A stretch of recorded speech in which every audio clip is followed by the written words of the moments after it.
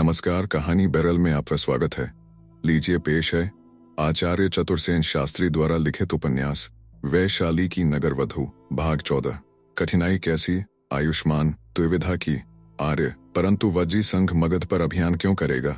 उसकी तो साम्राज्य लिप्सा नहीं है। नहीं, वज्जी संघ न अभियान करे, मगध ही वज्जी पर अभियान करे, तब आर्य क्या करेंगे? जो उचित होगा वही। और औचित्य का मापदंड क्या होगा? विवेक, न्याय या राजनीति? राजनीति? आयुष्मान, किसकी राजनीति? आर्य, जयराज ने हंसकर कहा। कुटिल ब्राह्मण क्रोध से थर थर कांपने लगा। उसने कहा, मेरी ही राजनीति? आयुष्मान, तो आर्य क्या ऐसी आज्ञा देते हैं कि भविष्य में वज्जियों का गण शासन आर्य की राजनीति का अनुगमन करें? यदि यह ब्राह्मण उसके लिए हितकर होगा तो उसे ऐसा ही करना चाहिए। तो आर्य, यह गण नियम के विपरीत है। यह साम्राज्य विधान में सुकर है, गण शासन में नहीं। गण शासन सन्निपात के छंद के आधार पर ही शासित हो सकता है, तो वज्जी संघ आश्रित ब्राह्मण को आश्रय नहीं दे सकता है। अब गणपति सुनंद ने कहा, आर्य, आप भली भांति जानते हैं कि हमारा यह संघ शासित तंत्र सर्वसम्मति से चलता है, इसलिए इस संबंध में सोच विचार कर जैसा उचित होगा आर्य से परामर्श करके निर्णय कर लिया जाएगा। तब तक आर्य वज्जी गणसंघ के प्रतिष्ठित अतिथि के रूप में रहकर संघ की प्रतिष्ठा वृद्धि करें। तो गणपति राजन्य ऐसा ही हो, आर्य वर्षकार ने हाथ ऊंचा करके कहा। तब तक मैं दक्षिण ब्राह्मण कुंड ग्राम सन्निवेश में आयुष्मान सोमिल श्रोत्रिय का अंतेवासी होकर ठहरता हूँ, विदेश सचिव ने कहा। जिसमें आर्य प्रसन्न हो, तब तक आर्य की सेवा के लिए सहस्त्र स्वर्ण प्रतिदिन और यथेष्ट दास दासी संघ की ओर से नियुक्त किए जाते हैं। वर्षकार ने मौन हो स्वीकार किया और संथागार त्यागा। बहुत दिनों बाद वैशाली में अकस्मात फिर उत्तेजना फैल गई। उत्तेजना के विषय दो थे। एक मगध महामात्य आर्य वर्षकार का मगध सम्राट से अनादृत होकर वैशाली में आना, दूसरा विदिशा की अपूर्व सुंदरी वेश्या भद्रनंदिनी का वैशाली में बस जाना। जिस प्रकार आर्य वर्षकार उस समय भू खंड पर विश्व विश्रुत राजनीति के पंडित प्रसिद्ध थे, उसी प्रकार भद्रनंदिनी अपने रूप, यौवन और वैभव में अपूर्व थी। देखते ही देखते उसने वैशाली में अपने वैभव का एक ऐसा विस्तार कर लिया कि अम्बपाली की आभा भी फीकी पड़ गई। नगर भर में यह प्रसिद्ध हो गया कि भद्रनंदिनी विदिशा की अधिपति नागराज शेष के पुत्र पुरंजय भोगी की अंतेवासिनी थी। वह नागकुमार भोगी के असद व्यवहार से कुपित होकर वैशाली आई है। उसके पास अगणित रत्न, स्वर्ण और संपदा है। उसका रूप अमानुषिक है और उसका नृत्य मनुष्य को मूर्छित कर देता है। सभी महारागों और ध्वनिवाद्य में उसकी असाधारण गति है। वह 14 विद्याओं और 64 कलाओं की पूर्ण ज्ञाता, सर्वशास्त्र निष्णाता दिव्य सुंदरी है। वह अपने यहाँ आने वाले अतिथि से केवल नृत्य पान का 100 सुवर्ण लेती है। वह अपने को नागराज भोगी पुरंजय की दत्ता कहती है और किसी पुरुष को शरीर स्पर्श नहीं करने देती। वैशाली के श्रीमंत सेट्टिपुत्र और युवक सामंत उसे देखकर ही उन्मत्त हो जाते हैं। उसका असाधारण रूप और संपदा ही नहीं, उसका वैचित्र्य भी लोगों में कौतूहल की उत्पत्ति करता है। नागपत्नी को देखने की सभी अभिलाषा रखते हैं जो देख पाते हैं। वे उस पर तन मन वारने को विवश हो जाते हैं, परंतु किसी भी मूल्य पर वह किसी भी पुरुष को अपना स्पर्श नहीं करने देती है। उसकी यह विशेषता नगर भर में फैल गई है। लोग कहते हैं इसने देवी अम्बपाली से स्पर्धा की है। कुछ कहते हैं नागराज ने देवी अम्बपाली से प्रणयाभिलाषा प्रकट की थी, सो देवी से अनादरित होकर उनका मनोरंजन करने को यह दिव्यांगना छद्मवेश में नागराज ने भेजी है। भद्रनंदिनी का द्वार सदा बंद रहता था। द्वार पर सशस्त्र पहरा भी रहता था। पहरे के बीच में एक बहुत भारी दरदुर रखा हुआ था। जो आगंतुक 100 सुवर्ण देता, वही दरदुर पर डंका बजाता। प्रहरी उसे महाप्रतिहार को सौंप देता और वह आगंतुक को भद्रनंदिनी के विलास कक्ष में ले जाता, जहां सुरा, सुंदरियां और कोमल उपधान उसे प्रस्तुत किए जाते। एक नियम और था, 100 स्वर्ण लेकर एक रात्रि में वह केवल एक अतिथि का मनोरंजन करती थी। तरुण श्रीमंतों का सामूहिक स्वागत करने का उसका नियम न था। कृष्ण पक्ष की चतुर्दशी थी। रात अंधेरी थी, पर आकाश स्वच्छ था। उसमें अगणित तारे चमक रहे थे। माघ बीत रहा था, सर्दी काफी थी। नगर की गलियों में सन्नाटा था। 1.5 पहर रात्रि व्यतीत हो चुकी थी। एक तरुण अश्व पर सवार धीर मंथर गति से उन सूनी वीथिकाओं में जा रहा था। भद्रनंदिनी के सिंह द्वार पर आकर वह अश्व से नीचे उतर पड़ा। ड्योढ़ी के एक दास ने आगे बढ़कर अश्व थाम लिया। प्रहरियों के प्रधान ने आगे बढ़कर कहा, भंते सेनापति, आप चाहते क्या है? जिस तरुण को सेनापति कहकर संबोधित किया गया था, उसने उस प्रतिष्ठित संबोधन से कुछ भी प्रसन्न न होकर एक भारी सी किंतु छोटी थैली उसकी ओर फेंक दी और आगे बढ़कर डंका उठा। दरदुर पर चोट की। दूर दूर तक वह शब्द गूंज उठा। प्रहरी ने आदरपूर्वक सिर झुकाकर द्वार खोल दिया। प्रहरी विदेशी था। वह जितना शरीर से स्थूल था वैसी ही स्थूल उसकी बद्धि भी थी। उसने डरते झुककर पूछा, 100 ही स्वर्ण है भंते, कम तो नहीं? कुछ अधिक ही है। 100 तेरी स्वामिनी के लिए और शेष तेरे लिए हैं। तरुण ने मुस्कुराकर कहा। प्रहरी खुश हो गया। उसने हंसकर कहा, आपका कल्याण हो भद्र, यह मार्ग है, आइए। भीतर अलिंद में जाकर उसने महाप्रतिहार पीड़ को पुकारा। प्रतिहार अतिथि को भद्रनंदिनी के निकट ले गया। भद्रनंदिनी ने उसे ले जाकर बहुमूल्य आसन पर बैठाया और हंसकर कहा, भद्र, कैसा सुख चाहते हैं? पान, नृत्य, द्यूत या प्रहसन? नहीं प्रिय, केवल तुम्हारा एकांत सहवास, तुम्हारा मृदु वार्तालाप। तो भंते ऐसा ही हो। उसने दासियों की ओर। दासियां वहां से चली गईं। द्वारों और गवाक्षों पर पर्दे खींच दिए गए। एक दासी एक स्वर्ण पात्र में गौड़ीय स्फटिक पान पात्र और बहुत से स्वादिष्ट भुने शल्य मांस श्रृंगाटक रख गई। भद्रनंदिनी ने कहा, अब और तुम्हारा क्या प्रिय करूं? प्रिय, मेरे निकट आकर बैठो प्रिय। नंदिनी ने पास बैठकर हंसते हंसते कहा, किंतु भद्र, तुम जानते हो मैं नागपत्नी हूँ, अंग से अस्पृश्य हूँ। सो मैं जानता हूँ प्रिय, केवल तुम्हारे वचनामृत का ही आनंद लाभ चाहता हूँ। नंदिनी ने मध्यपात्र में सुवासित गौड़िये उड़ेलते हुए पूछा, किंतु भद्र, यह मुझे किस महाभाग के सत्कार का सौभाग्य प्राप्त हो रहा है? वैशाली के एक नगण्य नागरिक का भद्रे। वैशाली में ऐसे कितने नगण्य नागरिक हैं प्रिय, जो एक वीरांगना से केवल वाग्विलास करने का शुल्क 100 सुवर्ण दे सकते हैं। यह तो भद्रे गणिकाध्यक्ष संभवत बता सके, परंतु उसके पास भी आगंतुकों का हिसाब किताब तो न होगा। जाने दो प्रिय, किंतु इस प्रियदर्शन नगण्य नागरिक का नाम क्या है? विदिशा की सर्वश्रेष्ठ सुंदरी आज के शुभ मुहूर्त में उसका जो भी नाम निर्धारित करे, वही उस नाम को वैशाली का गणपत स्वीकार कर लेगा।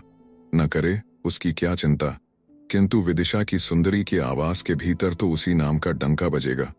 नंदिनी ने हंसकर मध्यपात्र युवक के हाथ में दे दिया और हंसते हुए कहा, समझ गई प्रिय, आप छद्म नाम धारण करना चाहते हैं, किंतु इसका कारण, यदि यही सत्य है तो छद्म नाम धारण करने का कारण भी ऐसा नाम धारण करने वाला भली भांति जानता है। उसने मद्य पीते हुए कहा, ओ तो मित्र, तुम कोरे तार्किक ही नहीं हो। नहीं प्रिय, मैं तुम्हारा आतुर प्रेमी भी हूँ, उसने खाली पात्र देते हुए कहा। नंदिनी जोर से हंस दी और पात्र फिर से भरते हुए बोली, सत्य है मित्र, तुम्हारे प्रेम का सब रहस्य तुम्हारी आंखों और सतर्क वाणी में दिख रहा है। उसने दूसरा चषक बढ़ाया। चषक लेकर हंसते हुए युवक ने कहा, इसी से प्रिय, तुम चषक पर चषक देकर मेरे नेत्रों का रहस्य और वाणी की सतर्कता को धो बहाना चाहती हो? नहीं भद्र, मेरी यह सामर्थ्य नहीं, परंतु गणिका के आवास में आकर भी पान करने में इतना सावधान पुरुष वैशाली ही में देखा, मगध में नहीं देखा प्रिय। उसने गटागट पीकर चषक नंदिनी को दिया। नंदिनी विचलित हुई। रिक्त चषक लेकर क्षण भर उसने युवक की ओर घूर कर देखा। युवक ने हंसकर कहा, यदि कुछ असंयत हो उठा हूं तो यह तुम्हारे मध्य का दोष है, किंतु क्या तुम्हें मैंने असंतुष्ट कर दिया भद्रे? नहीं भद्र, किंतु मैं मगध कभी नहीं गई। ओ तो निश्चय ही मुझे भ्रम हुआ। नीचे तुम्हारे प्रहरियों के नोकदार शिर स्त्राण मागधव रात्यों के समान थे, इसी से। उसने मुस्कुराकर तीखी दृष्टि से युवती को देखा। युवती क्षण भर को चंचल हुई, फिर हंसती हुई बोली, हाँ उनमें 1-2 मागधन है, किंतु। बीच ही में उस युवक ने हंसते हुए कहा, समझ गया प्रिय, उन्हीं में से किसी एक ने राजगृह के चतुर शिल्पी का बना यह कुंडल तुम्हें भेंट किया होगा। नंदिनी के होठ सूख गए। हठात उसके दोनों हाथ अपने कानों में लटकते हुए हीरे के बहुमूल्य कुंडलों की ओर उठ गए। उसने हाथों से कुंडल ढांप लिए। युवक ठठाकर हंस पड़ा। हाथ बढ़ाकर उसने मध्यपात्र उठाकर आकंठ भरा और नंदिनी की ओर बढ़ाकर कहा, पियो प्रिय, इस नगण्य नागरिक के लिए एक चषक। नंदिनी हंस दी। पात्र हाथ में लेकर उसने युवक पर बंकिम कटाक्षपात किया, फिर कहा, बड़े धूर्त हो भद्र, और मद्य पी गई। नंदिनी ने दूसरा चषक लेकर उसमें मद्य भरा और युवक की ओर बढ़ाकर कहा, अब और भी आप्यायित हो प्रिय, नागपत्नी की आज्ञा शिरोधार्य। उसने पात्र पीकर कहा, तो प्रिय अब मैं चला, किंतु क्या मैं तुम्हारा और कुछ प्रिय नहीं कर सकती? क्यों नहीं प्रिय, इस चिरदास को स्मरण रख कर। युवक उठ खड़ा हुआ। नंदिनी ने तांबूल दान किया, गंधलेपन किया और फिर उसके उत्तरीय के छोर को पकड़कर कहा, फिर कब आओगे भद्र? किसी भी दिन नाग दर्शन करने युवक हंसकर चल दिया। नंदिनी अवाक खड़ी रह गई। युवक ने बाहर आदास को एक स्वर्ण दिया और वह अश्व पर सवार हो तेजी से चल दिया। नंदिनी गवाक्ष में से उसका जाना देखती रही। वह कुछ देर चुपचाप सोचती रही। फिर उसने दासी को बुलाकर कहा, मैं अभी नंदन साह को देखना चाहती हूं। किंतु भद्रे, रात 3 पहर बीत रही है। नंदन साहू को उसके घर जाकर इस समय जगाने में बहुत खटपट होगी। नहीं नहीं, तू पुष्करिणी तीर पर जाकर वही गीत गा जो तूने सीखा है। साहू के घर के पीछे गवाक्ष है, वहीं वह सोता है। तेरा गीत सुनते ही वह यहाँ आएगा और कुछ करना नहीं होगा। किंतु भद्रे, यदि प्रहरी पकड़ लें तो कहना भिखारिणी हाँ, भिक्षा दो। इच्छा हो तो वे भी गीत सने। दासी ने फिर कुछ नहीं कहा। वह चुपचाप गुप्त द्वार से बाहर चली गई। नंदिनी ने अपने भीतर कक्ष में जा यत्न से एक भोजपत्र पर कुछ पंक्तियां लिखीं और उसे मोड़कर उस पर गीली मिट्टी की मुहर कर दी। फिर वह चिंतित होकर साहू के आने की प्रतीक्षा करने लगी। वैशाली के अंतरायण में नंदन साह की हट खूब प्रसिद्ध थी। उसकी हट में जीवन सामग्री की सभी जिन्स बिक्री होती थी। हल्दी, मिर्च और लहसुन से लेकर अंत पुर को सुरभित करने योग्य दासियों तक का क्रय विक्रय होता था। प्रातः सूर्योदय से लेकर रात के 2 पहर तक उसकी दुकान पर ग्राहकों की आवाजाही रहती थी। बढ़िया और काम लायक सौदों की बिक्री का समय रात्रि का पिछला पहर ही होता था। उसकी विस्तृत दुकान में अनेक जिन्स अव्यवस्थित रूप से भरी रहती थी। उनकी कभी सफाई न होती थी। रात को एक दीपक हट में जलता रहता था, जिसकी पीली और धीमी ज्योति में हट की सभी वस्तुएं कांपती हुई वंद्यहन शिव प्रतीत होती थीं। हट का स्वामी, हट का सारा सामान बहुत अशुभ और बीभत्स सा लगता था, परंतु गरजू ग्राहक फिर भी वहां आते ही थे। एक पड़ में 7 मसाले से लेकर 100 दम्म तक के संभ्रांत ग्राहक वहां बने ही रहते थे। इस हट में भरी हुई असंख्य निर्जीव वस्तुओं में 4 सजीव वस्तु थीं। चारों में एक स्वयं गृहपति नंदन साहू, दूसरी उसकी पत्नी भद्रा, तीसरी बेटी शोभा और चौथा पुत्र दामक। साह की आय 60 को पार कर गई थी। गंजे सिर पर गिनती के 2-4 बाल खड़े रहते थे। संभव है उसने जीवन भर पेट भरकर भोजन नहीं किया था। उसी से उसका शरीर एक प्रकार से कंकाल मात्र था। वह कमर में एक मैली धोती लपेटे प्रात काल से आधी रात तक अपने थड़े पर बैठा तोलता रहता था। कभी वह रोगी नहीं हुआ, कभी अपने आसन से अनुपस्थित नहीं हुआ, कभी किसी पर क्रोध नहीं किया। वह सबसे हंसकर बोलता, सावधानी से सौदा बेचता और कमाई के पड़ों को गिन गिन कर सहेजता। यही उसके जीवन का नित्य कर्म था। वह मितभाषी भी पूरा था और बात का धनी भी। वह छोटे बड़े सबकी आवश्यकताएं पूरी किया करता। इसी से वैशाली में सब कोई नंदन साहू के नाम से परिचित थे। परंतु इन सब व्यवसायों के अतिरिक्त उसका और भी गूढ़ एक व्यवसाय था, जिसे कोई नहीं जानता था। वैशाली नगर का बड़ा भारी विस्तार था। उसके अंतरायण में 3 सन्निवेश थे, जो अनुक्रम से उत्तम, मध्यम और कनिष्ठ के नाम से विख्यात थे। उत्तम सन्निवेश में स्वर्ण कलश वाले 7 सहस्त्र हर्म्य थे। यहाँ केवल सेट्टी, गृहपति और निगमों का निवास था। मध्यम सन्निवेश में 14 सहस्त्र चांदी के कलश वाली पक्की तालिकाएं थीं। इनमें विविध व्यापार करने वाले महाजन और मध्यम वित्त के श्रेणिक जन रहते थे। तीसरे कनिष्ठ सन्निवेश में तांबे के कलश कंगूर वाले 21 सहस्त्र घर थे, जहां वैशाली के अन्य पौर नागरिक उपजीवी जन रहते थे। इस अंतरायण के सिवा वैशाली के उत्तर पूर्व में 2 उपनगर और थे। एक तो उत्तर ब्राह्मण क्षत्रिय सन्निवेश कहा जाता था। यह ज्ञात त्रिवंशीय क्षत्रियों का सन्निवेश था। इसके निकट उनका कोलाग सन्निवेश था, जिसे छूता हुआ ज्ञात्रे क्षत्रियों का प्रसिद्ध द्योतिपलाश नामक उद्यान एवं चैत्य था। दूसरे उपनिवेश का दूसरा भाग दक्षिण ब्राह्मण कुंडपुर सन्निवेश कहलाता था। इसमें केवल श्रोत्रिय ब्राह्मणों के घर थे, जो परंपरा से वहीं पीढ़ी दर पीढ़ी रहते चले आए थे। वैशाली की पश्चिम दिशा में वाणिज्य ग्राम था। इसमें विश जन और कम कर रहते थे, जो अधिकतर कृषि और पशुपालन का धंधा करते थे। इस संपूर्ण बस्ती को वैशाली नगरी कहा जाता था। दक्षिण ब्राह्मण कुंडपुर सन्निवेश में सोमिल ब्राह्मण रहता था। वह ब्राह्मण धनिक, संपन्न और पंडित था। त्रिगादि 4 वेदों का सांगोपान ज्ञाता और ब्राह्मण कार्य में निपुण था। बहुत से सेठिजन और राजा उसके शिष्य थे। बहुत से बटुक देशांतरों से आकर उसके निकट विद्यार्जन करते थे। वह विख्यात कामपिल्य शाखा का यजुर्वेदी ब्राह्मण था। वेदाध्यायियों से उसका घर भरा रहता था। उसके घर की शुक सारिकाएं ऋग्वेद की ऋचाएं उच्चरित करती थीं। वे पद पर विद्यार्थियों के अशुद्ध पाठ का सुधार करती थीं। उसका घर यज्ञ धूम से निरंतर धुमायित रहता था। संपूर्ण दक्षिण ब्राह्मण कुंडपुर सन्निवेश में यह बात प्रसिद्ध थी कि श्रोत्रिय सोमिल के ऋषिकल्प पिता ऋषिभद्र के होमकालीन श्रमसीकर साक्षात वीणाधारिणी सरस्वती अपने हाथों से पहुंचती थीं। श्रोत्रिय सोमिल उषाकाल ही में हवन करने बैठ जाते। 2 दंड दिन चढ़े तक वे यज्ञ करते, बलि देते, फिर धुएं से लाल हुई आंखों और पसीने से भरा शरीर लिए अध्यापन के लिए कुशासन पर बैठ जाते। वेदपाठी होने के साथ ही वे अपने युग के दिग्गज तार्किक भी थे। उनकी विद्वत्ता और ब्राह्मण्य का वैशाली के गण प्रतिनिधियों पर बड़ा प्रभाव था। राजवर्गीय तथा जानपदीय सधी उनका मान करते थे। इन्हीं सोमिल ब्राह्मण के यहाँ मगध के निर्वासित और पदच्युत महामात्य कूटनीति के आगार आर्य वर्षकार ने आतिथ्य ग्रहण कर निवास किया था। विज्ञापन के अनुसार लिच्छवी राजकीय विभाग से उनके लिए नित्य 1 सहस्त्र सुवर्ण और आहार्य सामग्री आती। नगर के अन्य गण्यमान्य सेठी सामंत भी इस ब्राह्मण के सत्कार के लिए वस्त्र, फल, स्वर्ण, पात्र निरंतर भेजते रहते, पर यह तेजस्वी ब्राह्मण इस सब उपानय सामग्री को छूता भी न था। वह उस संपूर्ण सामग्री को उसी समय ब्राह्मणों और याचकों में बांट देता था। इससे सूर्योदय के पूर्व ही से सोमिल ब्राह्मण के द्वार पर याचकों, ब्राह्मणों और बटुकों का मेला लग जाता था। देखते इस तेजपुंज ब्राह्मण के प्रतिदिन सहस्र सुवर्ण, दान, महात्म्य और वैशिष्ट्य की चर्चा वैशाली ही में नहीं, आसपास और दूर दूर तक फैल चली। याचक लोग याचना करने और भद्र संभ्रांत जन इस ब्राह्मण का दर्शन करने दूर दूर से आने लगे। ब्राह्मण स्वच्छ जनेऊ धारण कर, विशाल ललाट पर श्वेत चंदन का लेप लगा, एक कुशासन पर बहुधा मौन बैठा रहता। एक उत्तरीय मात्र उसके शरीर पर रहता। वह बहुत कम भाषण करता तथा सोमिल की यज्ञशाला के एक प्रांत में एक काष्ठफलक पर रात्रि को सोता था। वह केवल एक बार हविष्यान्न आहार करता। वह यज्ञशाला के प्रांत में बनी घास की कुटीर के बाहर केवल एक बार शौच कर्म के लिए ही निकलता था। सहस्त्र सुवर्ण नित्य दान देने की चर्चा फैलते ही अन्य श्रीमंत भक्तों ने भी सुवर्ण भेंट देना प्रारंभ किया। सो कभी तो प्रतिदिन 10 सहस्त्र सुवर्ण नित्य दान मिलने लगा।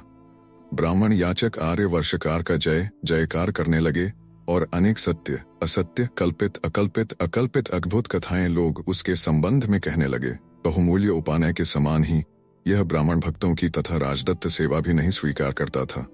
वसजीगण के वैदेशिक खाते से जो दास, दासी और कर्णिक सेवा में भेजे गए थे, बैठे आनंद करते। ब्राह्मण उससे वार्ता तक नहीं करते, पास तक नहीं आने देते। केवल ब्राह्मण सोमिल ही आर्य वर्षकार के निकट जा पाता, वार्तालाप कर पाता। वही उन्हें अपने हाथ से मध्यान्होत्तर हविष्यान्न भोजन कराता, जो सूद पाचकों द्वारा नहीं, स्वयं गृहिणी सोमिल की ब्राह्मणी रसोड़ी से पृथक अत्यंत सावधानी से तैयार करते थे, और जिसे सोमिल दंपति को छोड़ कोई दूसरा छू या देख भी नहीं सकता था। ऐसी ही अद्भुत दिनचर्या इस पदच्युत अमात्य ब्राह्मण की वैशाली में चल रही थी। इस समय वैशाली में एक और नवीन प्राणी का आगमन हुआ था। यह एक आजीवक परिव्राजक था। वह अत्यंत लंबा, काला कुरूप और एक आंख से काना था। उसकी अवस्था बहुत थी। वह अति कृशकाय था, परंतु उसकी दृष्टि पैनी, वाणी सतेज और शरीर का गठन दृढ़ था। वह कभी स्नान नहीं करता था। इससे उसका शरीर अत्यंत मलिन और दूषित दिख पड़ता था। उसने अंग पर 5 सुकुलिक धारण किए थे, जो श्मशान में मुर्दों पर से उतारकर फेंक दिए गए थे। वे भी फटकर चिथड़े हो गए थे और गंदे होकर मिट्टी के रंग भी मिल गए थे। यह आजीवक निर्धंध विचरण करता गृहस्थों के द्वार पर, वीथी हट पर, राजद्वार और राजपथ पर सर्वत्र अबाध रूप में निरंतर घूमता था। उसका सोने बैठने ठहरने का कोई स्थान न था। उसकी जीवन यात्रा में सहायक सामग्री भी कुछ उसके निकट न थी। इस प्रकार यह कृशकाय, घृणित और कुत्सित मलिनभूत सा व्यक्ति जहां जाता, वहीं लोग उसे तिरस्कार पूर्वक दुत्कार देते, उसे अशुभ रूप समझते। परंतु उसे इस तिरस्कार घृणा की कोई चिंता न थी। वह जहां से भिक्षा मांगता, वहां जाकर कहता, मैं चांडाल कुलोत्पन्न हरिकेशी बल हूं, मैं सर्वत्यागी संयमी ब्रह्मचारी हूं, मैं अपने हाथ से अन्न नहीं रांधता, मुझे भिक्षा दो, भिक्षा मेरी जीविका है। बहुत लोग उसे मारने दौड़ते, बहुत मुझसे दुत्कार कर भगा देते, पर वह किसी पर रोष नहीं करता था। वह मार, तिरस्कार और धक्के खाकर हंसता हुआ दूसरे द्वार पर वही शब्द कहकर भिक्षा मांगता था। कभी लोग उस पर दया करके उसे कुछ दे भी देते थे, पर उसे बहुधा निराहार ही किसी वृक्ष के नीचे पड़े रहना पड़ता था। वह घूमता हुआ एक दिन कुंडग्राम के दक्षिण ब्राह्मण सन्निवेश में सोमिल श्रोत्रिय के द्वार पर जा पहुंचा। वहां ब्राह्मणों, ब्रह्मचारियों, श्रोत्रियों और वेदपाठी बटुकों की भीड़ लगी थी। आर्य वर्षकार एक छप्पर के नीचे बांस की बनी मेंढ पर बैठे अपनी आंखों स्वर्ण वस्त्र का बांटा जाना देख रहे थे। अनेक श्रोत्रिय बटुक इस आयोजन ने हाथ बंटा रहे थे। इसी समय आजीवक हरिकेशी बल उन ब्राह्मणों की भीड़ में मिलकर जा खड़ा हुआ। इस अशुभ, अशुचि, घृणित श्मशान से उठाए हुए चीथरे अंग पर लपेटे काणे मनुष्य को देखकर सब ब्राह्मण, बटुक एवं श्रोत्रिय दूर हट गए। बहुतों ने मारने को दंड हाथ में लेकर कहा, तू कौन है रे भाकुटिक? कहां से तू ब्राह्मणों में घुस आया? भाग यहां से। उसने सहज शांत स्वर में कहा, मैं चांडाल कुलोत्पन्न हरिकेशी बल हूं। मैं सर्वत्यागी ब्रह्मचारी हूं। मैं अपना अन्न रांधता नहीं, भिक्षा मेरी जीविका है। मुझे भिक्षा दो। बहुत ब्राह्मण अपना स्वच्छ जनेऊ हाथ में लेकर उसे मारने दौड़े। भाग रे चांडाल, भाग रे भाकुटिक। ब्राह्मणों में घुस आया पतित, परंतु हरिकेशी भागा नहीं, विचलित भी नहीं हुआ। उसने कहा, मैं संयमी हूँ। दूसरे लोग अपने लिए जो अन्न रांधते हैं उसी में से बचा हुआ थोड़ा अन्न मैं भिक्षा काल में मांग लेता हूँ। आप लोग यहाँ याचकों को बहुत स्वर्ण वस्त्र अन्न दे रहे हैं। मुझे स्वर्ण नहीं चाहिए, उससे मेरा कोई काम नहीं सरता। वस्त्र मैं श्मशान से उठा लाता हूँ। मैं तो दिगंबर आजीवक हूँ। मुझे अन्न चाहिए, मुझे अन्न दो। आपके पास बहुत अन्न है, आप लोग खा पी रहे हैं, मुझे भी दो, थोड़ा ही दो। मैं तपस्वी हूँ, ऐसा समझकर जो बच गया हो वही दो। एक ब्राह्मण ने क्रुद्ध होकर कहा, अरे मूर्ख, यहाँ ब्राह्मणों के लिए अन्न तैयार होता है, चांडालों के लिए नहीं। भाग यहाँ से। अतिवृष्टि हो या अल्पवृष्टि, तो भी कृषक ऊंची नीची सभी भूमि में बीज बोता है और आशा करता है खेत में अन्न पाक होगा। उसी भांति तुम भी मुझे दान दो। मुझ जैसे तुच्छ चांडाल मुनि को अन्न दान करने से तुम्हें पुण्य लाभ होगा। इस पर बहुत से ब्राह्मण एक बार ही आपे से बाहर होकर लगुड़ हस्त हो उसे मारने को दौड़े। उन्होंने कहा, अरे दुष्ट चांडाल, तू अपने को मुनि कहता है, नहीं जानता पृथ्वी पर केवल हम ब्राह्मण ही दान पाने के प्रकृत अधिकारी हैं। ब्राह्मण ही को दिया दान पुण्य फल देता है। क्रोध, मान, हिंसा, असत्य, चोरी और परिग्रह से युक्त जनों को जाति तथा विद्या से रहित ही जानना चाहिए। ऐसे जन दान के पात्र नहीं हो सकते। वेद पढ़कर भी उसके अभिप्राय को न जानने वाला पुरुष कोरा गाल बजाने वाला कहता है, परंतु ऊंच नीच में संभाव रखने वाला मुनि दान के योग्य सत्य पात्र है। अरे काणे चांडाल, तू हम ब्राह्मणों के सम्मुख वेद पाठी ब्राह्मणों की निंदा करता है। याद रख, हमारा बचा हुआ यह अन्न सर्भ ले ही जाए और फेंकना पड़े, पर तुम निगंठ चांडाल कोई कण भी नहीं मिल सकता। तू भाग। सत्यवृत्ति एवं समाधि संपन्न मन, वचन, कर्म से असत, प्रवृत्तियों से मुक्त जितेंद्रिय ब्रह्मचारी को यदि तुम अन्न नहीं दे सकते तो फिर तुम पुण्य भी नहीं पा सकते हो। इतनी देर बाद श्रोत्रिय ने चिल्लाकर कहा, अरे कोई है, इसे डंडे मारकर भगाओ यहाँ से। मारो धक्के, गर्दन नापो गर्दन। इस पर कुछ बटुक दंड लेकर हरिकेशी को मारने लगे। हरिकेशी हंसता हुआ निष्क्रिय पिटता रहा। इसी समय एक परम रूपवती षोडशी बाला बहुमूल्य मणि, सुवर्ण रत्न धारण किए, विविध बहुमूल्य वस्त्रों से सुसज्जित दौड़ी आई और हरिकेशी के आगे दोनों हाथ फैलाकर खड़ी हो गई। उसे इस प्रकार खड़ी देख हरिकेशी को मारने वाला ब्राह्मण बटुक रुक गया। युवती ने कहा, अलम अलम, मैं पूर्व विदेह की पुंडरीकिनी नगरी के राजा महापद्म की पुत्री जयंती हूँ। मेरे पिता ने मुझे इस महात्मा को प्रदान कर दिया था, परंतु इस इंद्रिय विजयी ने स्वीकार नहीं किया। यह महातपस्वी, उग्र ब्रह्मचारी, घोर व्रत और दिव्य शक्तियों का प्रयोक्ता है। इसे क्रुद्ध या असंतुष्ट न करना नहीं तो ये तुम सब ब्राह्मणों को अपने तेज से जलाकर भस्म कर डालेगा। उस तथाकथित राजकुमारी षोडशी बाला की ऐसी अतर्कित वाणी सुनकर सब ब्राह्मण आश्चर्यचकित रह गए। बहुत से भयभीत होकर उस घृणित चांडाल मुनि को देखने लगे। बहुत से अब भी अपशब्द बकते रहे। इसी समय नंदन साहू बहुत सी खाद्य सामग्री गाड़ी में भरे वहां उपस्थित हुआ। जब से आर्य वर्षकार का वहां सदाव्रत लगा था, नंदन साहू सब रसद पहुंचाता था। साहू ने ज्यों ही वहां खड़े निगंठ चांडाल मुनि को देखा, वह दौड़कर उसके चरणों में लौट गया। उस महाकलुषित अशुभ चांडाल के चरणों में साहू को लुटता हुआ देख ब्राह्मणों को और भी आश्चर्य हुआ। उनके आश्चर्य तथा भीति को बढ़ाता हुआ साहू बोला, आर्यो, ये साक्षात तेजपुंज तपस्वी हैं। आप जानते नहीं हैं, मंदकांतार यक्ष की चौकी पर यह उग्र मुनि तप करते हैं। वह भीषण यक्ष जिसके भय से वैशाली का कोई जन रात्रि को उस दिशा में नहीं जाता, इस मुनि की नित्य चरण सेवा करता है। यह मैंने आंखों से देखा है। आपने अच्छा नहीं किया जो भिक्षा काल में इस मुनि को असंतुष्ट कर दिया। आर्यो, मेरा कहा मानो, आप इन महातेजोपुंज तपस्वी के चरणों में गिरकर इनकी शरण जाओ, नहीं तो आपकी जीवन रक्षा ही कठिन हो जाएगी।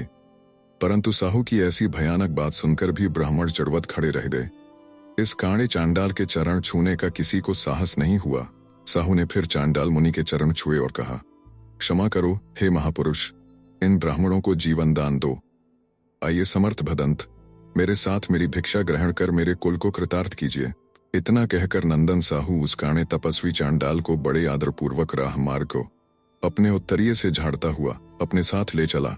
सब ब्राह्मण तथा पौरगण जड़वत इस व्यापार को देखते रहे। प्रतापी मगध महामात्य भी निश्चल बैठे देखते रहे। हरिकेशीबल के वहां चले जाने पर भी वह तथाकथित राजकन्या वहां से नहीं गई। बहुत प्रकार से ब्राह्मणों को डराती धमकाती रही। उसने कहा, हे ब्राह्मणों, तुमने अच्छा नहीं किया। जो चांडाल मुनि को भिक्षा के काल में भिक्षा नहीं दी, उसे अपशब्द कहे, पीटा, उसे विरत किया। अब भी समय है, तुम उसके चरणों में पड़कर प्राण भिक्षा मांग लो, नहीं तो मंदकांतार का यक्ष आज आप लोगों को जीवित नहीं छोड़ेगा।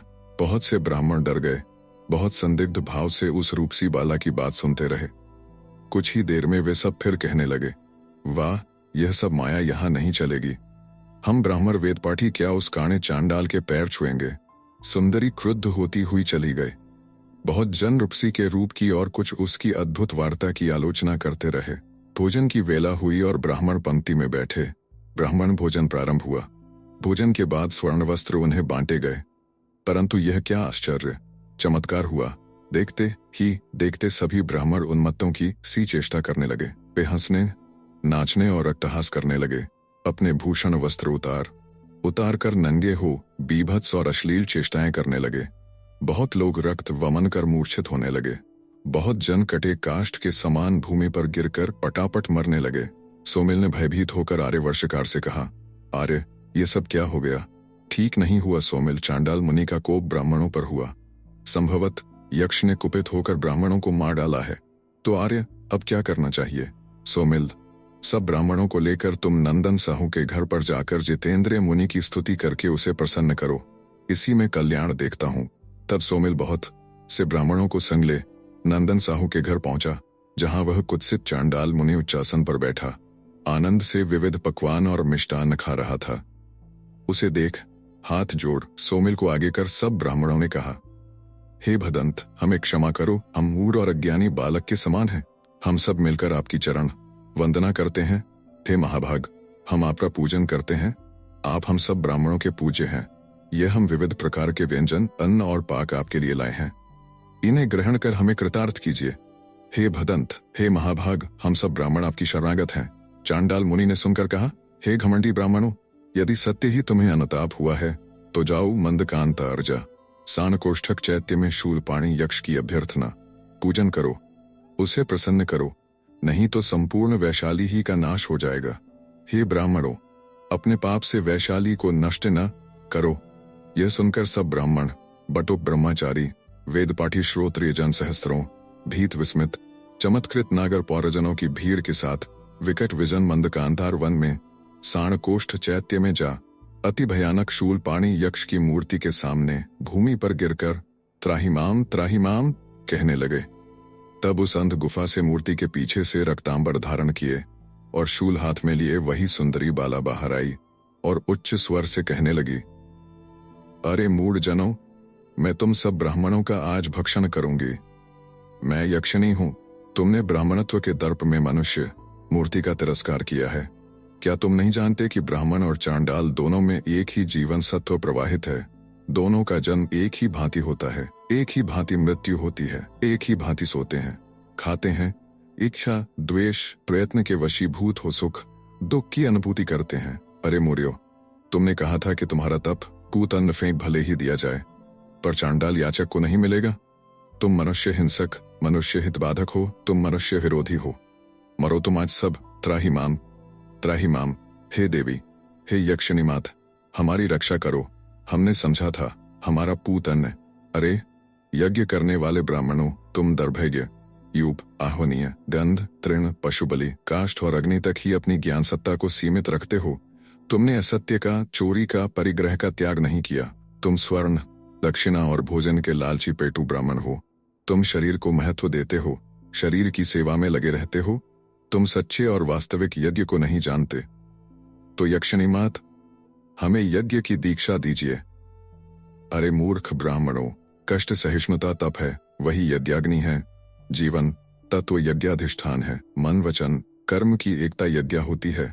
कर्म समिधा है और आत्मतुष्टि पूर्ण होती है। विश्व के प्राणियों में आत्मानुभूति का अनुभव कर समदर्शी होना स्वर्ग प्राप्ति।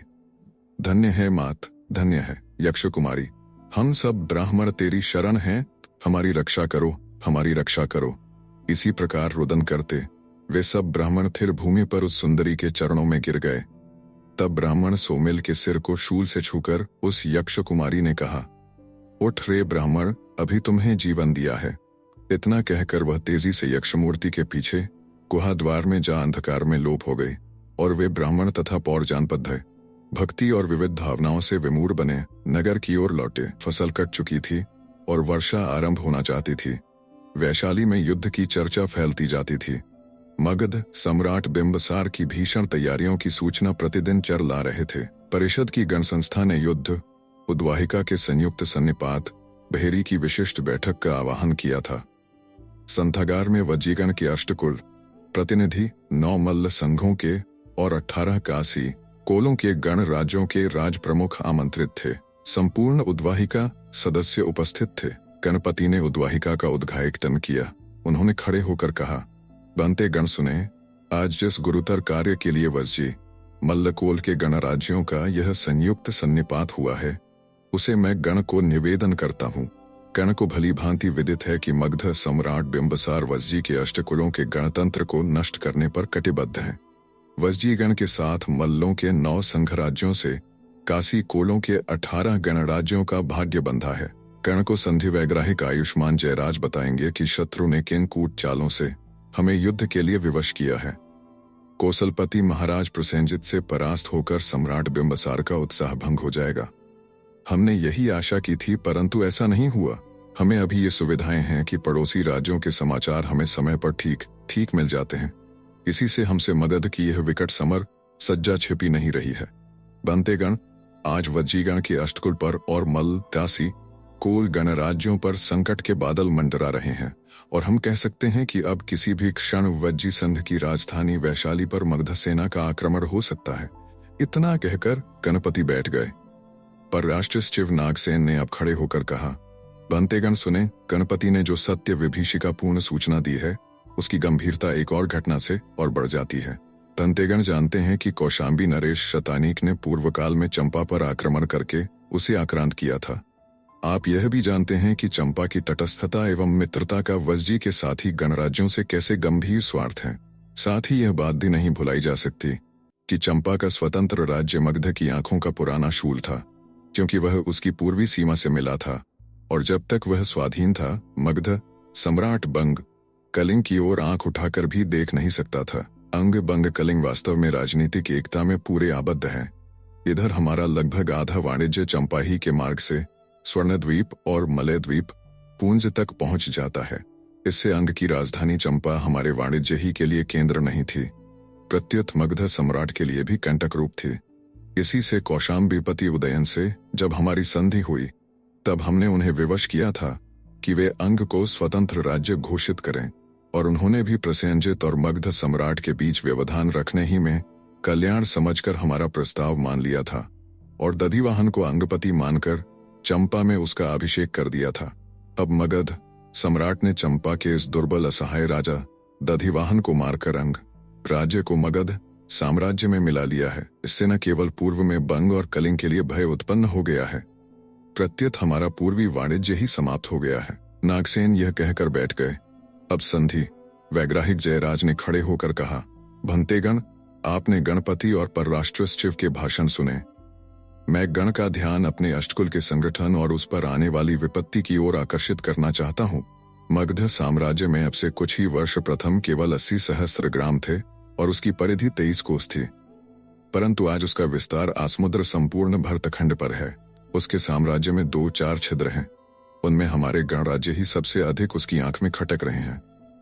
प्रसेनजित ने उसे हरा दिया था, पर वास्तव में उसका कारण बंधुल मल्ल और उसके पुत्रों का पराक्रम था। बूढ़ा कामुक प्रसेनजित आज आकाश से टूटे तारे की भांति लोप हो गया। इसी से बिंबसार को इतना साहस हुआ कि हम पर अभियान कर रहा है। अब तक हमारे अष्टकुलों में मिथिला के विदेह, कुन्यपुर के क्षत्रिय, कोल्ला के उग्र एक्ष्वाकु लिच्छवी आदि अपना ठीक संगठन बनाए रहे हैं। पावा और कुशीनारा के मल्लों के 9 गण संघ भी आज हमारे साथ हैं और काशी कोलों के 18 गणराज्य भी। इस प्रकार काशी कोल राज्य, वज्जी गणराज्य संघ और मल्ल गणराज्य संघों का त्रिपुट हमारा संपूर्ण संगठन है। मगध सम्राट ने हमारे संयुक्त गणराज्य पर अब अभियान किया है। इसी से हमने आज मल्लों, अष्टकुल, वज्जियों तथा काशी कोलों के 18 गणराज्यों की सन्निपात भेरी का आह्वान किया है। इतना कहकर संधि वैग्राहिक जयराज कुछ देर चुप रहे। फिर उन्होंने उपस्थित गैर सन्निपात की ओर देखकर कहा, भंतेगण, आप जानते हैं कि आज भरतखंड में 16 महाजनपद हैं। इन 16 जनपदों से काशी, कोल, वज्जी, मल्ल इन चारों गणसंघों के 36 राज्यों का हमारा संयुक्त सन्निपात एक ओर है। अब चैतिक के दोनों उपनिवेशों के उपचर अपचर से हमें संधि करने की आवश्यकता है। चैतिक की राजधानी सुत्तिमती को जो मार्ग काशी होकर जाता है, उसमें दस्युओं का भय है और हमें वहां सुरक्षा का संपूर्ण प्रबंध करके अपना चर भेजना आवश्यक है। रही कौशाम्बीपति उदयन की बात, वे भी हमारे मित्र हैं। कुरु के कौरव प्रधान राष्ट्रपाल और पांचाल ब्रह्मदत्त हमारे गण के समर्थक हैं। ये दोनों गण भली भांति सुगठित हैं। निसंदेह मथुरा के महाराज अवंतीवर्मन और अवंती के चंडमहासेन हमारे पक्ष में नहीं हैं, परंतु चंडमहासेन कभी भी अपने जामाता उदयन के विरोधी नहीं होंगे। फिर इन दोनों से मगध का विग्रह है। यद्यपि मगध सम्राट ने भी उदयन को अपनी कन्या देकर भारी राजनीति प्रकट की है और कुटिल वर्षकार ने योगंधरायण को भरमाकर मैत्री सूत्र में बांधा है, फिर भी अनेक गंभीर कारण ऐसे हैं कि वत्स के महामात्य योगंधरायण के कुशल कौटिल्य से ये दोनों महाराज इस युद्ध में सर्वथा उदासीन ही रहेंगे। परंतु हमें इसी पर निर्भर नहीं रहना चाहिए। महाराज उदयन से हमारी मित्रता के सूत्र और भी दृढ़ रहने चाहिए और इसके लिए हमें भंतेगण देवी अम्बपाली का अनुरोध प्राप्त करना होगा। देवी अम्बपाली ही का ऐसा प्रभाव महाराज उदयन पर है कि वे आंखें बंद करके योगंधरायण के परामर्श की अवहेलना कर सकते हैं। भंतेगण, अब मैं आपका ध्यान सुदूर राज्यों की ओर आकर्षित करना चाहता हूं। दक्षिण के अस्सकराज अरुण और गांधार के महागणपति पुक्कणति। आप जानते हैं कि गांधारपति पुक्कणति ने मगध सम्राट बिंबसार को पटवानी भेजी थी। वे चाहते थे कि पशुपुरी के शासानुशास को बिंबसार सहायता दे। उनकी कठिनाइयां भी बड़ी पेचीली एवं दुखप्रद हैं। उनका छोटा सा गण पार्श्वों का अब देर तक सामना नहीं कर सकता। पार्श्व शासानुशास दारियोश ने पश्चिम गांधार को अभी अभी अपने साम्राज्य में मिला लिया है। वह अब संपूर्ण तक्षशिला और गांधार के जनपद को आक्रांत किया चाहता है। वास्तव में पशुपति दारियोश पश्चिम का बिंबसार है। इसी से सहायता की इच्छा से गांधार के गणपति ने मगध सम्राट बिंबसार को पटवानी भेजी थी, परंतु मगध सम्राट के लिए अपनी ही उलझने थोड़ी नहीं थीं। गांधार का मगध पर कुछ ऋण भी है। मगध के अनेक मागध तरुण तक्षशिला के सर्वोत्कृष्ट स्नातक हैं। उन्होंने गांधार राज को बहुत कुछ आश्वासन वहां से अतिबार दिया था, परंतु मित्र सिंह ने भी उन्हीं के साथ तक्षशिला छोड़ा था और उन्होंने गांधार पति को समझा दिया था कि मगध सम्राट बिंबसार पूर्व का दारियोश है। ऐसे साम्राज्य लोलुपों से आशा मत कीजिए। वज्जियों का अष्टकुल पूर्वी गांधार तंत्र है और वह आपका मित्र है, इसलिए वैशाली गांधार के अपने ऋण को उतारेगा। कुछ देर चुप रहकर जयराज फिर बोले, इसलिए मित्रों, हमने मित्र सिंह के परामर्श से गांधार पति को जो संभव हुआ सहायता भेजी और आपको अभी मित्र काप्यक बताएंगे कि जिस काल मगध सम्राट चंपा और श्रावस्ती में व्यस्त थे, वैशाली के तरुणों ने सुदूर सिंधुनद के तीर पर अपने खड्ग की धार से वज्जियों के अष्टकुल का कैसा मनोरम इतिहास लिखा था। परंतु मैं अभी कुछ और भी बातें कहूंगा। भंतेगण सुने। अस्सक का राजा अरुण कलिंग गणपति सत्यभू पर आक्रमण करना चाहता है। कलिंग गणपति ने वज्जियों के अष्टकुलों की सहायता मांगी है और पूर्व समुद्र में अपनी स्थिति ठीक रखने के विचार से हमने उसे स्वीकार कर लिया है तथा कलिंग राज्य से हमारी संतोषप्रद संधि हो गई है। रहा अस्सक, सो कभी वैशाली के तरुणों के खड्ग से उसका भी निर्णय हो जाएगा। अब काम्बोजों के बर्बरों का ही वर्णन रह गया है। वे थोड़े से स्वर्ण और उत्तम शस्त्र पाकर ही अपना रक्तदान हमें दे सकते हैं। इस प्रकार भंतेगण, हमने 16 महाजनपदों में अपनी स्थिति यथासंभव ठीक कर ली है। जयराज महासंधि वैग्राहिक यह कहकर बैठ गए। अब गांधार काप्यक ने खड़े होकर कहा, भंतेगण सुने। अष्टमहाकुल के वज्जियों ने जो कुछ सिंधुनद पर अपनी कीर्ति विस्तार की है, उसी का बखान करने मैं यहाँ आया हूँ। गांधार गणपति की ओर से साधुवाद और कृतज्ञता का संदेश लेकर वज्जीगणों के नागरिकों की सेना में सम्मिलित होने का मुझे सम्मान मिला था। आचार्य बहुलाश्व ने स्वयं उसका निरीक्षण किया था। अश्व, संचालन और शार्क धनुष, खड्ग, शल्य, गदा और शक्ति के युद्ध में वैशाली संघ के तरुण गांधार तरुणों से किसी प्रकार कम न थे। धन्तेगण, ऐसे मित्रों को पाकर हमें गर्व हुआ। आचार्य बहुलाश्व ने उन्हें पुष्कलावती से आने वाले राजमार्ग से संपूर्ण सिंधु तट की रक्षा का भार सौंपा था। शासनिशिर भी सौवीर, पख्त, भलानस और वक्षु नदी के उत्तर तथा पर्शपुरी के पूर्व के संपूर्ण जनपद को ध्वंस करने की बड़ी भारी तैयारी की थी, परंतु उसकी सबसे बड़ी कठिनाई यह थी कि वह सिंधु को जहां से चाहे पार नहीं कर सकता था। उसे वैशाली के तरुणों से रक्षित गोपित घाटों ही से नदी पार करना अनिवार्य था। बनते, मैं अत्युक्ति नहीं करता।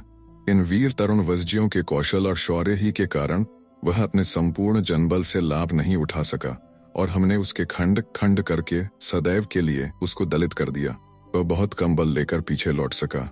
वज्जी वीरों ने गांधार तरुणों के साथ सिंधु पार कर पुष्कलावती, सुवास्तु और कुभा तक उसका पीछा किया और शत्रुवाहिनी पति को जीवित पकड़ लिया। तब हमारे प्रधान सेनानायक प्रियमेघ ने अश्रु गदगद होकर कहा था, तक्षशिला सदा के लिए वैशाली का ऋणी रहेगा। प्रचंड करतल ध्वनि और साधु साधु की ध्वनि के बीच कापिक चुपचाप खड़े रहे। फिर ठहर कर बोले, गांधार में वज्जियों के अष्टकुलों की कीर्ति ध्वजा फहराने वाले, शासनशास के वाहिनी पति को जीवित बंदी बनाने वाले मेरे सुहृद प्रियदर्शी सिंह यहाँ आपके सम्मुख उपस्थित हैं, जिनके नेतृत्व में वैशाली तंत्र के तरुणों ने वह कीर्ति कमाई थी। वहां हमारे संघ ने वयस्य सिंह गांधार जनपद का नागरिक और गांधार गण संघ का आजन्म सदस्य चुना था। परंतु भंतेगण, मुझे और भी कुछ कहना है। जब हर्षध्वनि के बीच आचार्य बहुलाश्व ने गांधार गण के समक्ष यह घोषणा की कि उनकी सुकुमारी कुमारी रोहिणी का वीरवर सिंह के प्रति सात्विक प्रेम है और वे उसका अनुमोदन करते हैं, तब संपूर्ण गणजन में आनंद और उल्लास का समुद्र हिलारें लेने लगा और गणजन ने इच्छा प्रकट की कि रोहिणी और सिंह का पाणी ग्रहण गण के समक्ष वहीं हो। गणपति की इस आज्ञा का पालन करने जब सुश्री रोहिणी वक्षकोष्ठक में बैठी, सखियों के बीच से उठ लज्जा और हर्ष से आरक्त अवंत मुखी अपनी माता के पीछे पीछे शाला के भीतर आई, तो सदस्यों की उत्सुक दृष्टियों के भार से जैसे वह दब गई। उसकी सुनहरे तार के समान बालों में अंगूर के ताजे गुच्छों का और जवा कुसुमों का श्रृंगार था।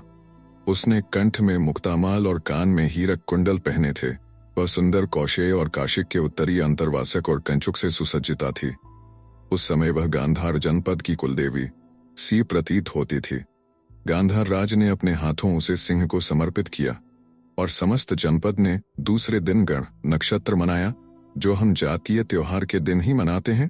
तंते, इस प्रकार गांधार जनपद ने अष्टकुल के वज्जियों की वीरता का जो अधिक से अधिक सम्मान किया जा सकता था किया, परंतु फिर भी गांधार गणपति ने घोषित किया था कि यह यथेष्ट नहीं है। और फिर गांधार गणसंघ ने एक नागरिक शिष्टमंडल इस अकिंचन की अध्यक्षता में इसलिए भेजा है कि हम लोग वैशाली गणतंत्र के प्रति अपनी श्रद्धा प्रकट करें। तंते, अंत में मैं यह और कहना चाहता हूं कि 2 ही 4 दिन में युद्ध में भाग लेने गांधार से चिकित्सकों और तरुणों का एक सुदृढ़ दल वैशाली में आ रहा। बड़ी देर तक हर्षध्वनि होती रही। काचक गांधार चुपचाप आसन पर बैठ गए। अब गणपत उठे और सर्वत्र सन्नाटा छा गया। उन्होंने कहा, भंतेगण सुने, आयुष्मान नाग व जयराज और काप्यक के वक्तव्य आपने सुने। आयुष्मान सिंह के शौर्य की जितनी प्रशंसा की जाए थोड़ी है।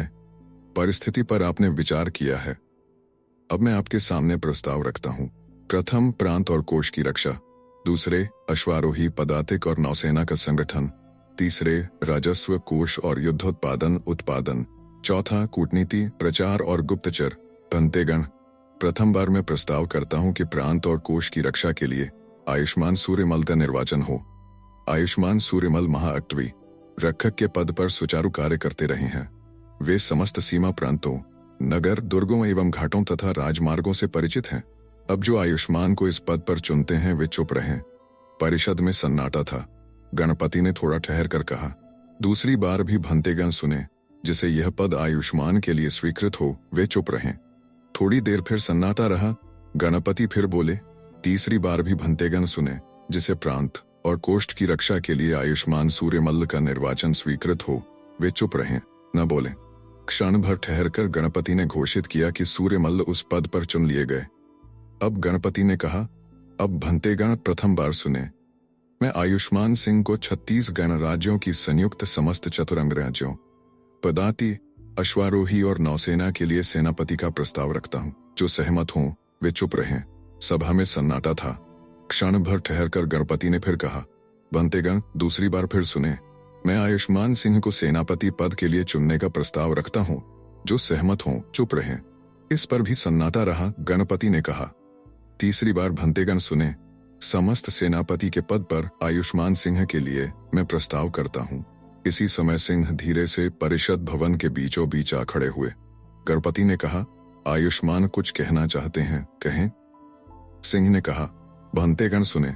गणपति और जनसंघ जो सम्मान मुझे देना चाहते हैं उसके लिए मैं आभार मानता हूं, परंतु मेरी अभिलाषा है कि इस पद के उपयुक्त पात्र वज्जीगण के महाबलाध्यक्ष सुमन हैं। अतः मैं प्रस्ताव करता हूं कि इस सेनापति पद पर वही रहें और हम लोग उनकी अधीनता में युद्ध करें। एक दो सदस्यों ने कहा, साधु साधु। तब गणपति ने कहा, परिषद में सेनापति पद के लिए थोड़ा मतभेद है, इसलिए छंद लेने की आवश्यकता है। भंतेगण आप सावधान हो। शलाका ग्राहक छंद शलाकाएं लेकर आपके पास आ रहे हैं। उनके एक हाथ की डालियों में लाल शलाकाएं हैं, दूसरी में काली। लाल शलाका हाँ के लिए है और काली नहीं के लिए। अब जो आयुष्मान मेरे मूल प्रस्ताव का अनुमोदन करते हैं, अर्थात सिंह को प्रधान सेनापति पद देना चाहते हैं, वे लाल शलाका लें, और जो आयुष्मान सिंह द्वारा संशोधित प्रस्ताव के अनुसार सेनापति सुमन को चाहते हैं, वे काली शलाका लें। सिंह ने फिर खड़े होकर कुछ कहने की इच्छा प्रकट की। गणपति ने कहा, आयुष्मान फिर कुछ कहना चाहता है, कहे। सिंह ने कहा, भंतेगण सुने। मेरा प्रस्ताव गणपति के मूल प्रस्ताव का विरोधी नहीं है। सेनापति सुमन हमारे श्रद्धास्पद वृद्ध अनुभवी सेना नायक हैं। उनका अनुभव बहुत भारी है। उन्होंने बड़े बड़े युद्ध जीते हैं। वैशाली के लिए उनकी सेवाएं असाधारण हैं। इसलिए हम सब तरुणों को उनके वरदहस्त के नीचे युद्ध करना सब भांति शोभा योग्य है, उचित भी है। कम से कम मेरे लिए उनकी अधीनता में युद्ध करना सेनापति होने की अपेक्षा अधिक सौभाग्यमय है। इससे मैं अनुरोध करता हूं कि आप भंतेगण काली शलाका ही ग्रहण करें।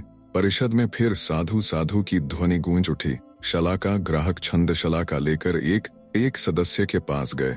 सबने एक एक शलाका ली। लौटने पर गणपति ने गिना। गणपति ने घोषित किया, काली शलाकाएं कम लौटी हैं, तो भंतेगण आयुष्मान सिंह के प्रस्ताव से सहमत हैं। तब सेनानायक सुमन संपूर्ण संयुक्त सेना के सेनापति निर्वाचित हुए। अब भंतेगण सुने।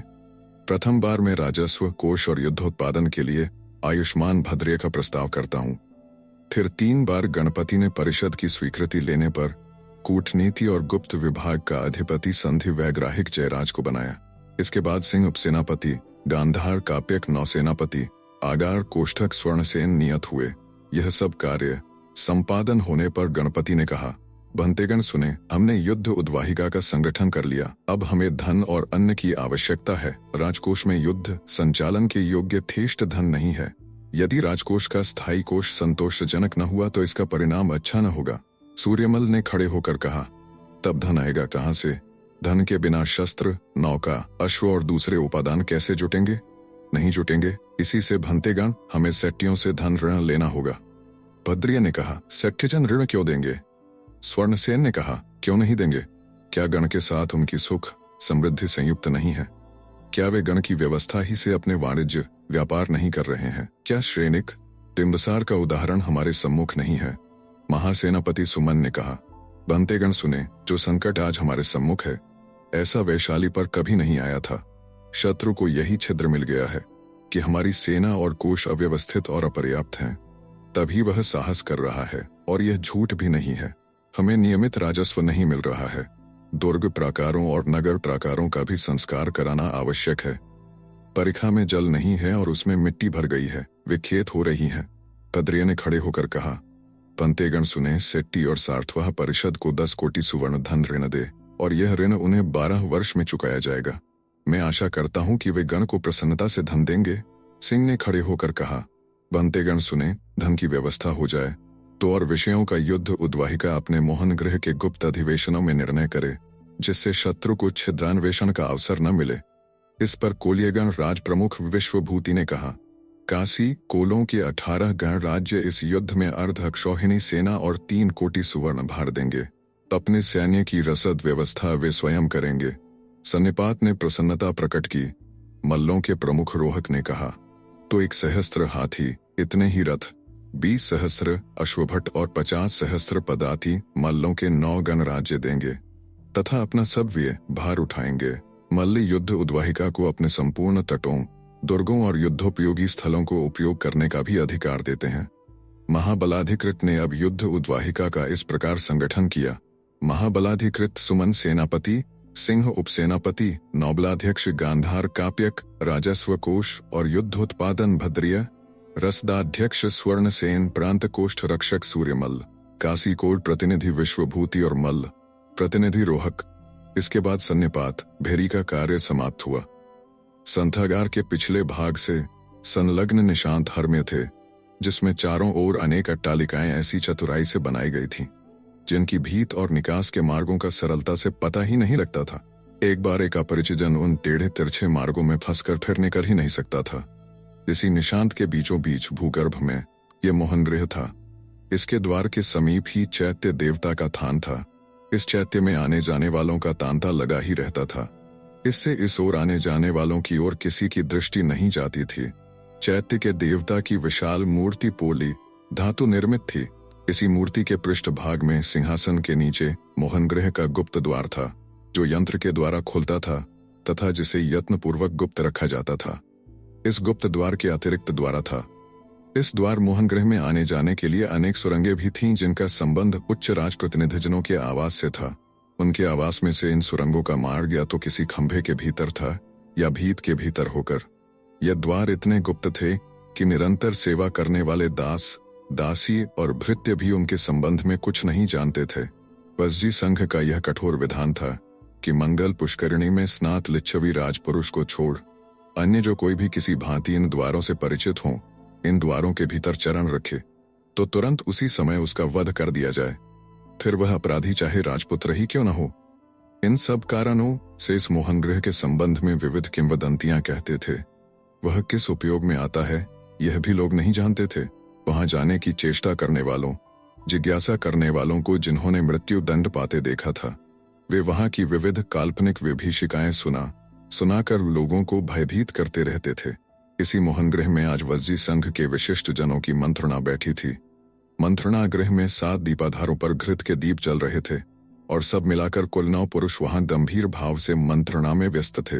इन 9 पुरुषों में एक गणपति सुनंद, दूसरे महाबलाध्यक्ष सुमन, तीसरे सेनापति सिंह, चौथे विदेश सचिव नागसेन, 5वें संधि वैग्राहिक जयराज, 6ठे नौबलाध्यक्ष काप्यक, 7वें अर्थ सचिव भद्रिय, 8वें आगार कोष्ठक स्वर्णसेन और 9वें महाअट्टवीरक्षक सूर्यमल्ल थे।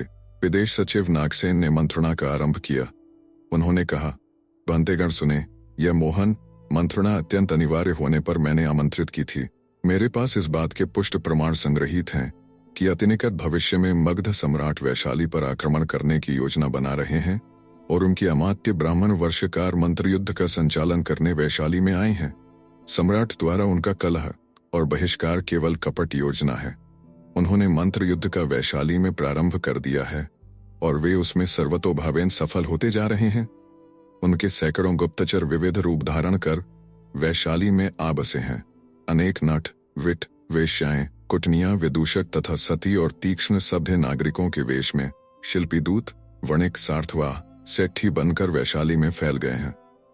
विविध प्रकार के धूर्तचर चारों ओर भर गए हैं और यह ब्राह्मण कुंड ग्राम के ब्राह्मण सन्निवेश में एक टूटे छप्पर के नीचे बैठ उनके द्वारा मंत्र युद्ध का संचालन कर रहा है।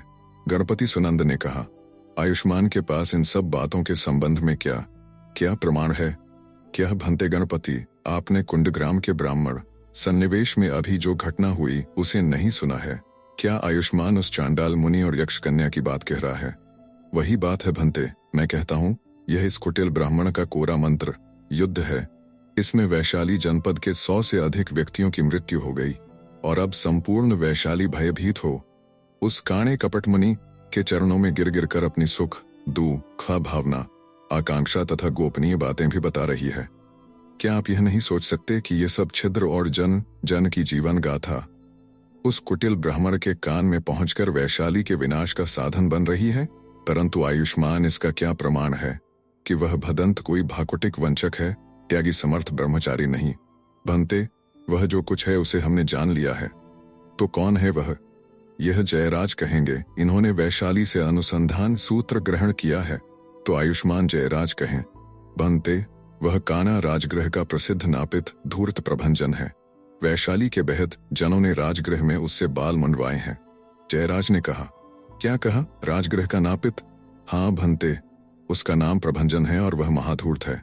और वह यक्षिणी, वह राजगृह की प्रसिद्ध वेश्या मागधिका है। किंतु ब्राह्मण उपनिवेश के ब्राह्मणों के उन्मत्त होकर मरने का कारण क्या है? पूर्व नियोजित योजना नंदन साहू ने विष मिश्रित खाद्य उन्हें दिया है। वह दुष्ट इसी कुटिल ब्राह्मण का चर है और उसकी संपूर्ण योजनाओं का माध्यम वाहक है। यह तो बड़े आश्चर्य की बात है। यही नहीं भंते, आपने क्या विदिशा की वेश्या भद्रनंदिनी का नाम नहीं सुना, जिसके हाथ में आज वैशाली के प्राण है? वह कौन है? मागध विषकन्या कुंडनी। उसमें ऐसी सामर्थ्य है भंते कि जिस पुरुष का वह चुंबन करेगी उसकी तुरंत मृत्यु हो जाएगी। चंपा की विजय का श्रेय इसी विषकन्या को है। इसी ने चंपा के महाराज दधिवाहन के प्राण लिए हैं। हंते, ओह, ऐसी भयंकर सूचना! क्या तुमने उसके संबंध में यथार्थ जाना है? भद्र भंते, मैं उससे मिल लिया हूं। अब तक जो लिच्छवी उसके द्वारा मरे नहीं, यह उसकी कृपा है।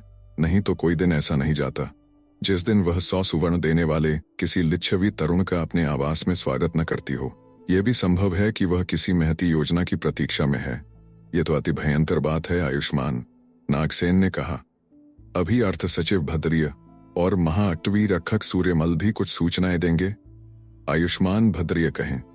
बनते, आपको ज्ञात है कि चंपा का कोई धन कुबेर कृतपुण्य सेठी गृहपति अंतरायण में कहीं से आकर बस गया है। उसके ऐश्वर्य और संपदा तथा वाड़व अश्वों के संबंध में मैंने सुना है। उसकी क्या बात है? वह भी इसी कुटिल ब्राह्मण का चर है। वह देश देशांतरों से वैशाली निगम के नाम हंडिया मोल लेकर संचित कर रहा है। उसका विचार किसी भी दिन ब्राह्मण का संकेत पाते ही वैशाली के सब सेठियों के टाट उलटवाने का है। यहां तक भद्र। अब भंते, सूर्यमल की सूचना भी सुने। आयुष्मान बोले। तंते, मुझे ये सूचना देनी है कि जिस दस्यु बलभद्र के आतंक से आजकल वैशाली आतंकित है, वह भी एक मागध सेनानी है और उसके अधीन 10 सहस्त्र साहसी भट मधुवन में छिपे हैं एवं 50 सहस्त्र सैन्य वज्जीगण के विविध वन्य प्रांतों में गुप्त रूप से व्यवस्थित है।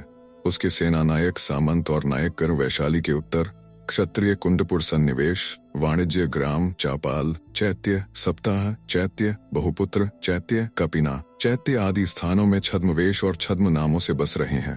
तो इसका अभिप्राय यह है कि अब वैशाली में कौन शत्रु है और कौन मित्र, इसका जानना ही कठिन है। महाबलाधिकृत सुमन ने कहा। बांते, नागसेन ने कहा। अब वैशाली विजय करने को सम्राट के यहाँ आने की और सैन्य अभियान की आवश्यकता ही नहीं है। जो कुछ हो गया है वैशाली को जय करने के लिए वही यथेष्ट है। अब सेनापति सिंह ने खड़े होकर कहा। बनते गणपति, यह आपने शत्रुओं की विकट योजना का एक अंश सुना। अब अपने बल को भी देखिए। वैशाली का संपूर्ण राष्ट्र आज मदिरा और विलास में डूबा हुआ है। उसके प्राण अम्बपाली के आवास में पड़े रहते हैं। ये सेटिजन, जो असंख्य संपदा के साथ संपूर्ण व्यापार विनिमय के भी एकमात्र स्वामी है, आवश्यकता पड़ने पर हमें युद्ध में कोई सहायता नहीं देंगे। हमारे कोष की दशा शोचनीय है। अर्थ सचिव इस पर प्रकाश डाल सकते हैं। सैन्य संगठन का ढांचा ढीला है, तरुण कामुक और विलासी हैं। उन्होंने तीखी दृष्टि स्वर्णसेन पर डाली, जो चुपचाप विमन भाव से सब बातें सुन रहे थे। गणपति ने कहा। भद्र यह क्या कुछ कहेंगे? भद्रिय ने कहा। केवल यही कि यदि हमें तत्काल ही युद्ध करना पड़ा तो राजकोष की कोई सहायता नहीं मिल सकती, बलि संग्रह नहीं हो रहा, और जब से दस्यु बलभद्र का आतंक बढ़ा है, इसमें और भी वृद्धि हो गई है। संभव है आगार कोष्ठक मित्र स्वर्णसेन सेना को अन्न और सामग्री दे सके। उन्होंने भी मुस्कुराकर स्वर्णसेन की ओर देखा। स्वर्णसेन ने खड़े होकर कहा। दस्यु बलभद्र का दमन यदि तत्काल नहीं हुआ तो फिर आगार की सारी व्यवस्था नष्ट हो जाएगी। अब नौबलाध्यक्ष काप्यक ने खड़े होकर कहा। भंते गणपति, एक महत्वपूर्ण सूचना मुझे भी देनी है। मागधों ने गंगा के उस पार पाटलीग्राम में सेना का एक अड्डा बनाया है। वे जब तब आकर ग्रामवासियों को घर से निकालकर स्वयं वहां रहने लगते हैं और वे गंगा और मिट्टी के तीर पर दो लीग के अंतर पर काष्ठ के कोट बनवाते जा रहे हैं। पाटलीग्राम का गंगा तट नौकाओं से पटा पड़ा है। इस प्रकार वैशाली की ऐनाक के नीचे यह पाटलीग्राम मागधों का सैनिक स्तंभावार बनता जा रहा है और कभी वह वैशाली के नौबल के लिए बहुत बड़ी बाधा प्रमाणित हो सकता है। तो आयुष्मान नागसेन कहें कि सब बातों का विचार कर हमें क्या करणीय है। स्वर्णसेन ने बीच ही में खड़े होकर कहा, मेरा मत है कि इस कुटिल ब्राह्मण को तुरंत बंदी बना लिया जाए और उन सब गुप्तचरों को भी। यह तो खुला रण निमंत्रण होगा आयुष्मान, महाबलाधिकृत सुमन ने कहा, और इसका परिणाम भीषण हो सकता है। नागसेन ने कहा, मेरा मत है कि हमें त्रिसूत्रीय योजना विस्तार करनी चाहिए। एक सूत्र यह कि हमें निसृष्टार्थ दूत मगध को प्रेरित करना चाहिए। यह दूत कुलीन, बहुश्रुत, बहुबांधव, बहुकृत, बहुविद्य, मेधा प्रतिभा संपन्न, मधुरभाषी, सभाजगुण, प्रगल्भ, प्रतिकार और प्रतिवाद करने में समर्थ, उत्साही, प्रभावशाली, कष्ट सहिष्णु, निर्भिमानी तथा स्थिर स्वभाव वाला पुरुष हो। उसके साथ सब यान वाहन पुरुष परिवार हो, करणीय विषय का ऊहापोह करने योग्य हो। वह सम्राट को मैत्री संदेश दे, उसकी गतिविधि देखे, शत्रु के आटविक, अंतपाल, नगर तथा राष्ट्र के निवासी प्रमुख जनों से मैत्री संबंध स्थापित करे। मागध सैन्य का संगठन व्यूह परिपाटी संख्या देखे समझे, शत्रु के दुर्ग, उसका कोष, आय के साधन, प्रजा की जीविका और राष्ट्र की रक्षा एवं उसके छिद्रों को भी देखे। दूसरा सत्र यह है कि हमें अपने इंगित, चेष्टा, आचार एवं विचार किसी से भी ऐसा प्रकट नहीं करना चाहिए जिसमें वैशाली में व्याप्त मागध दूतों को यह ज्ञात हो जाए कि हम सावधान हैं और हमारी योजना क्या है। तीसरा सूत्र यह है कि हमें कोष, अन्न और सैन्य का भलीभांति संगठन और व्यवस्था करनी चाहिए। महाबलाधिकृत ने कहा, मुझे योजना स्वीकृत है। आयुष्मान नागसेन का कथन यथार्थ है। मैं प्रस्ताव करता हूं कि स्वयं नागसेन ही मगध जाएं। नहीं भंते, यह ठीक नहीं होगा। मैं यहाँ नियुक्त हूँ, मेरी अनुपस्थिति तुरंत प्रकट हो जाएगी। मेरा प्रस्ताव है कि मित्र जयराज जाएं। मैं स्वीकार करता हूँ, परंतु योजना मेरी अपनी होगी। प्रकट में कोई अन्य व्यक्ति बहुत सी उपाने सामग्री लेकर चले और मैं गुप्त रूप में। दूत का जाना वर्षकार की सम्मति से उनके लिए सम्राट से अनुनय करने के लिए हो। हम लोग सब भांति से दबे हुए हैं, भयभीत हैं, असंगठित हैं, असावधान हैं, यही भाव प्रकट हो। मेरी अनुपस्थिति भी प्रकट न हो। मेरे स्थान पर मेरा मित्र काप्यक मेरा अभिनय करे, यह उत्तम है। आयुष्मान, महाबलाधिकृत सुमन ने कहा, सैन्य संगठन का कार्य मैं आयुष्मान सिंह को सौंपता हूँ। मैं स्वीकार करता हूँ, मेरी भी अपनी स्वतंत्र योजना होगी और अभी वह गुप्त रहेगी। आप सुन रहे थे कहानी बैरल से, आचार्य चतुर्सेन शास्त्री द्वारा लिखित उपन्यास वैशाली की नगर वधू, भाग 14। वीडियो पसंद आया तो इसे लाइक करिए और चैनल को भी सब्सक्राइब कीजिए। धन्यवाद।